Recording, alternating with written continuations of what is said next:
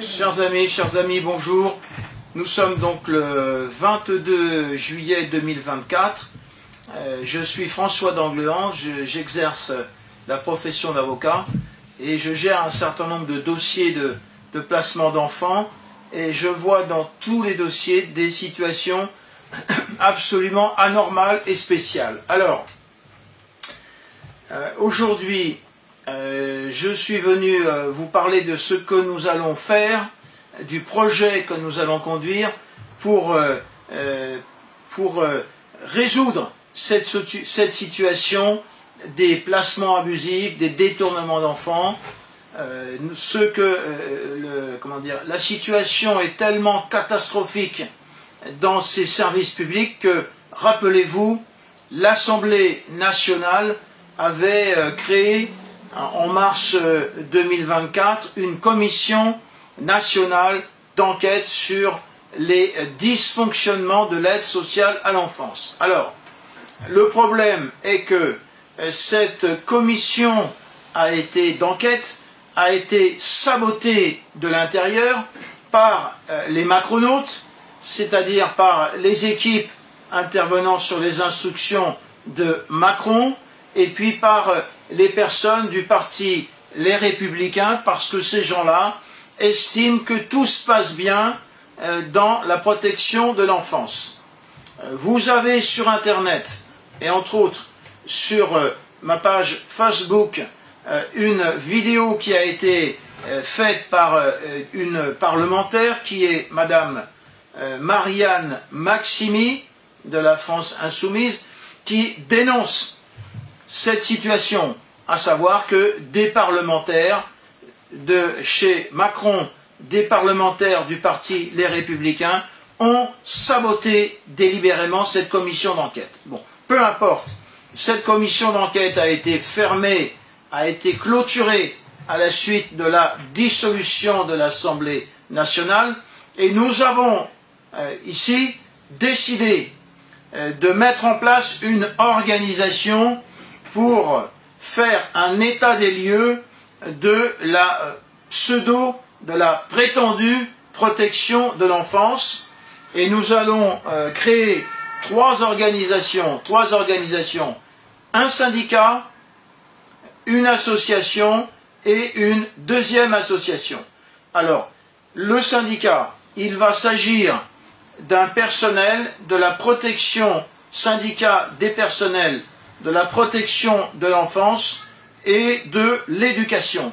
Parce que nous avons constaté, et on nous l'a dit, ces personnels font l'objet de pression de la part de la direction de l'aide sociale à l'enfance pour placer le maximum d'enfants, pour conserver le plus longtemps possible les enfants placés, parce qu'à chaque fois, c'est de l'argent qui rentre. C'est une histoire de fric. Donc voilà, nous allons créer un syndicat des personnels de la protection de l'enfance et des personnels de l'éducation. Alors, ce qu'on nous a dit, hein, et les éducateurs, les éducatrices nous ont dit, mais le problème c'est que le premier qui va s'inscrire à ce syndicat va être viré, sera licencié avec perte et fracas, impossibilité d'obtenir ses droits dans le cadre du licenciement, parce qu'on va l'accuser d'avoir commis une faute lourde, etc., etc. Vous connaissez le vice qui s'est installé dans ce système administratif, et en plus, la personne sera mise sur liste rouge, c'est-à-dire qu'on l'empêchera de travailler dans la France entière, dans la protection de l'enfance, dans les communes, etc., pour provoquer sa mort sociale. Alors pour surmonter cette situation anormale et spéciale, nous avons décidé que dans ce syndicat, il sera possible pour les personnes qui se sentiraient menacées par la direction de l'aide sociale à l'enfance de s'inscrire de manière anonyme. Et comment faire et comment cela? Eh bien, en passant par un avocat. C'est un avocat qui va inscrire la personne, avocat tenu au secret professionnel, et cette personne, cette éducatrice, cet éducateur, sera inscrit à ce syndicat sous un numéro, réglera ses cotisations, apportera les informations. Bref, vous avez compris que nous avons mis en place, prévu un système pour empêcher les personnels qui seraient sous pression de la direction de l'aide sociale à l'enfance de s'inscrire. Bon, nous comptons sur vous. Alors, ce syndicat recevra aussi, c'est-à-dire que les personnes qui sont intéressées par ces questions de protection de l'enfance, d'éducation, pourront aussi s'inscrire à titre accessoire, à titre exceptionnel dans cette organisation. Voilà, c'est la première organisation que nous allons mettre en place. Deuxième organisation. Alors, nous allons créer, sous la forme d'une association loi 1901, une commission nationale et permanente d'enquête sur les crimes commis au sein de l'aide sociale à l'enfance. Cette association est ouverte à tout le monde. Tous les citoyens de France et de Navarre sont concernés, quel que soit leur statut social, quelle que soit leur position dans la société, et ces statuts vont également comporter une clause dite d'anonymat qui permettra à telle ou telle personne de s'inscrire de manière anonyme, toujours de la même manière, en faisant enregistrer son inscription par un avocat qui est tenu au secret professionnel. Parce que imaginez qu'un greffier ou une greffière ou un juge s'inscrivent à cette commission nationale d'enquête sur la justice. Mais tout le monde va lui tomber dessus. On va la blacklister, on va la mettre à l'index. Donc ça, c'est une option très, très, très importante.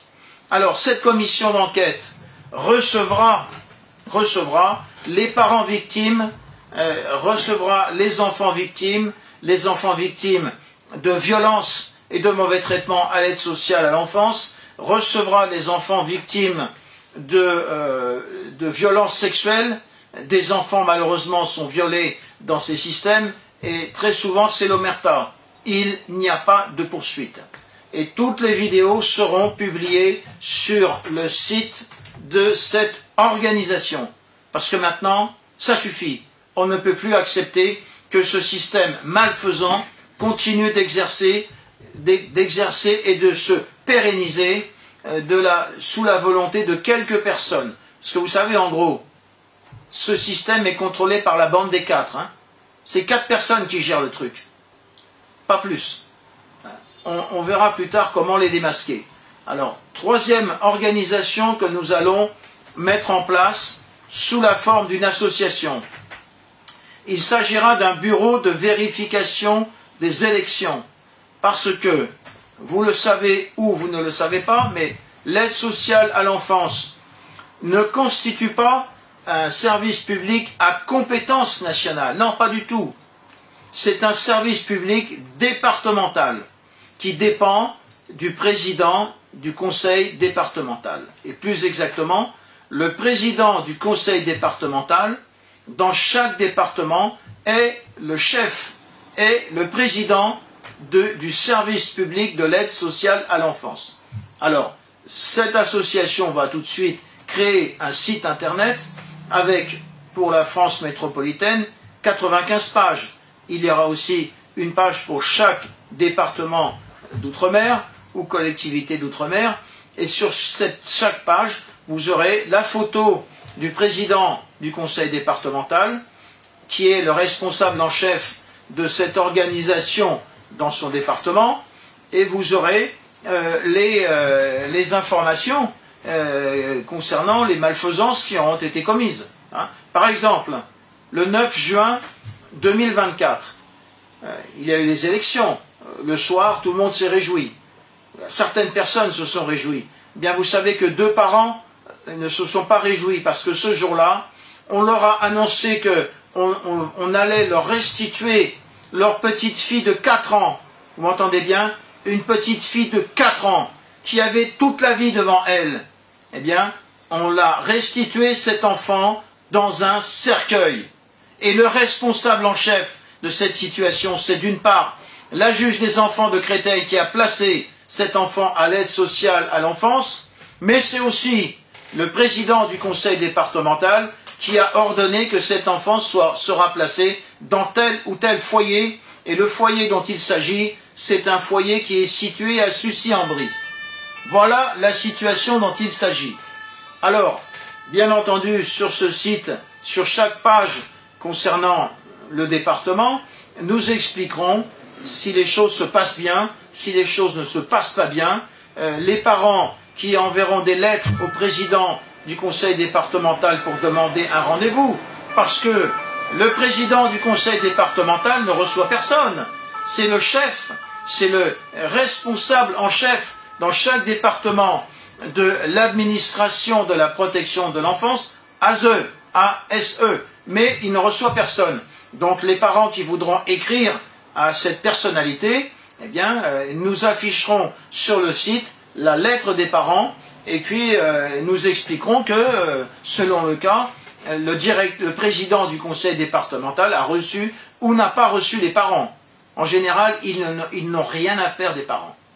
Parce que ce système de la protection de l'enfance est construit en dehors de l'état de droit. On considère, globalement, ces gens-là considèrent les enfants de France comme des choses et considèrent les parents comme des sous-hommes, comme des gêneurs. En bref, le placement d'un enfant a pour finalité première et clandestine de mettre en place un programme de rééducation des parents. Mais ils ne se sont pas regardés, ces gens-là. Parce que souvent, ils n'ont pas d'enfants, ou ils ont des enfants qui sont dans la toxicomanie et dans le banditisme. Alors, il va falloir regarder toutes ces questions de plus près. Et je pense que je suis bien placé pour vous parler de cette question, puisque moi-même, on m'a volé mon enfant, Louis, à l'âge de 7 ans. Il a été placé abusivement dans un foyer, 6 mois. Je me suis trompé, mon petit garçon a été placé à l'âge de 7 mois dans un foyer, dans une famille d'accueil, parce que des fausses accusations de violence et de maltraitance avaient été formulées contre les personnes de sa famille. Enquête préliminaire, expertise médico-légale, tout va bien. L'enquête préliminaire est bouclée en 3 semaines. Classement sans suite pour absence d'infraction. Mais vous croyez qu'on nous a rendu notre enfant? Pas du tout. Parce que le président du conseil départemental a envoyé une lettre à la juge des enfants pour lui dire « Cet enfant, on le garde, on veut le garder, il est chez nous, il reste. » Et en gros, il nous rapporte du fric, en gros 6 000, 6 500, 7 000 euros par mois. Donc l'argent, toujours l'argent. Donc cet enfant ensuite a été placé à domicile. Et puis ensuite, eh bien, un éducateur de l'aide sociale à l'enfance de la Seine-Saint-Denis a décidé, hop, moi je reprends le petit, je le remets en famille d'accueil, tout est illégal, mais ça continue comme en 14. Et ensuite, j'ai été privé de droit d'hébergement vis-à-vis de mon fils sans aucune raison. Sans aucune raison, ce sont des juges des enfants qui sont arbitraires. Le président du conseil départemental leur dit, en l'espèce c'est le soucieux socialiste Stéphane Troussel, leur dit, ben non, privez le père de droit d'hébergement, allez hop, le juge copier-coller, je prive le père de droit d'hébergement, et puis 1 heure de visite par semaine, il y a des parents c'est 1 heure par mois, ou c'est 1 heure tous les 2 mois, pour faire des économies, vous imaginez, ou pour punir les parents, pour leur casser le dos. Donc c'est un système qui ne marche pas du tout, qui n'est pas du tout conforme au concept d'état de droit, et nous devons tous nous investir, nous devons tous surveiller, nous devons tous exiger des élus qu'ils mettent un terme à cette situation anormale et spéciale, tant au niveau des départements qu'au niveau de l'Assemblée nationale. Parce qu'actuellement, vous avez vu, l'Assemblée nationale ne fonctionne pas, il ne sera pas possible d'obtenir la moindre législation pour remettre en place le système, un système normal, avant des mois et des mois et des mois. Alors, dernière observation. Vous savez qu'en Espagne, un système à peu près de même nature avait été mis en place à partir de 1939, c'est-à-dire quand les franquistes sont arrivés au pouvoir. Ils ont volé les enfants aux familles républicaine pour les placer chez les franquistadors. Dans le cadre de cette politique de vol d'enfants, ça va bientôt, mais d'enfants, 300 000 enfants ont été volés. Mais attention, pendant le franquisme, c'est seulement 30 000 enfants volés.